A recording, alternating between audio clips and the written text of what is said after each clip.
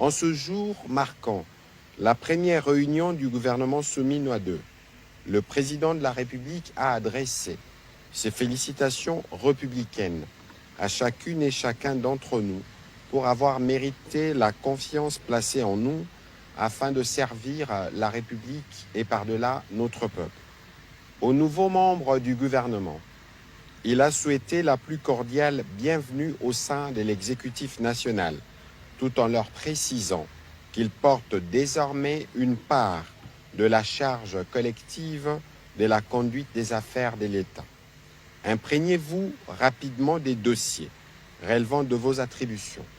Engagez-vous avec détermination dans l'atteinte des objectifs fixés et agissez toujours dans le strict respect de la Constitution, de loi de la République et de mes orientations, a souligné le président de la République.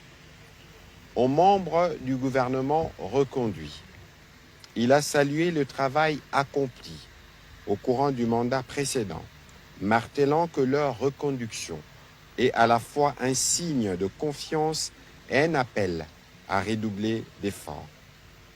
Et d'insister. Vous connaissez les défis, les attentes et les leviers d'action. Il vous appartient désormais de produire des résultats plus visibles et plus tangibles. À l'ensemble du gouvernement, le président de la République a rappelé que chaque ministre est en charge d'un secteur d'activité qui doit servir avec compétence, énergie et dévouement. Mais la meilleure individualité ne rien si elle ne s'intègre pas dans un collectif conduit par Madame la Première ministre chef du gouvernement. Il leur revient donc de travailler dans un esprit de collégialité, de solidarité et de complémentarité, afin de traduire en actions concrètes les engagements pris devant la nation. Les divergences doivent toujours être résolues par les dialogues dans l'intérêt supérieur du pays. Dans l'exercice de vos fonctions, a dit le président de la République, il a invité les membres du gouvernement à incarner les valeurs morales et républicaines qui doivent guider toute action publique. Loyauté envers la nation, sens élevé de l'État, probité, humilité, patriotisme, esprit de sacrifice et d'exemplarité. Votre conduite personnelle et professionnelle doit refléter en tout temps l'éthique, la discipline et l'intégrité que notre peuple est en droit d'attendre de ses dirigeants, a-t-il insisté. Pour les ministres disposant des vice-ministres, le président de la République leur a instruit de veiller à instaurer une collaboration franche et loyale dans le respect strict des attributions de chacun afin de garantir la continuité et l'efficacité de l'action gouvernementale.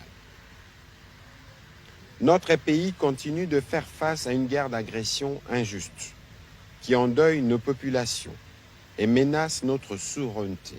Il a évoqué l'impératif de faire bloc, de transcender toute divergence et de constituer un front commun contre l'ennemi.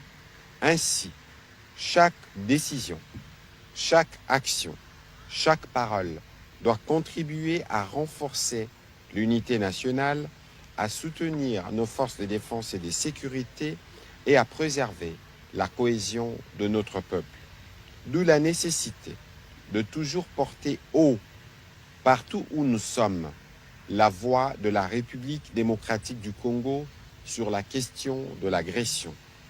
Le président de la République attend une gestion rigoureuse et transparente des deniers publics en veillant à une utilisation optimale de ressources financières mises à la disposition des membres du gouvernement. Les peuples congolais, qui endurent encore les séquelles de crises passées, aspirent à la stabilité et au progrès. C'est pourquoi il a exhorté le gouvernement à poursuivre et à consolider les efforts déjà entrepris pour stabiliser le cadre macroéconomique, maintenir la discipline budgétaire, contenir l'inflation, soutenir la croissance et créer les conditions d'un développement inclusif et durable.